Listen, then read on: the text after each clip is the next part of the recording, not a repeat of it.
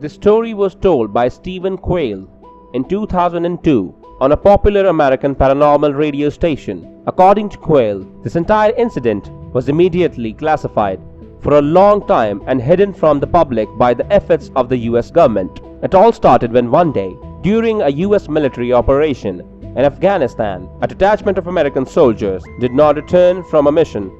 They tried to contact them by radio, but no one answered.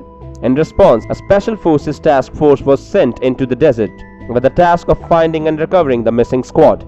It was assumed that the detachment could fall into a siege, and the soldiers were killed or captured by the enemy. Arriving in the area where the missing detachment had left, the soldiers began to inspect the area and soon came across the entrance to a large cave. Some things were lying at the entrance to the cave, which upon closer examination turned out to be the weapons and equipment of the missing soldiers. The group was cautiously looking around the entrance of the cave when suddenly a gigantic person jumped out, taller than two ordinary people stacked on top of each other.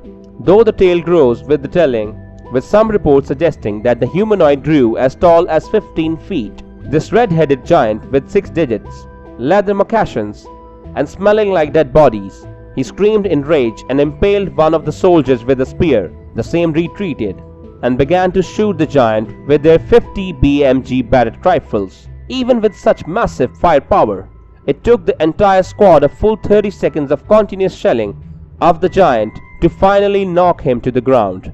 Between them, the squad was armed with full auto M4 carbines, Recon carbines, and M107 Barrett anti-material rifles firing .50 BMG. Reds 1 report. This much firepower concentrated on one target for 1 second, let alone 30, would be extremely destructive. After the giant was killed, the troops searched the inside of the cave and found the bodies of the men from the missing squad, gnawed to the bone, as well as older human bones.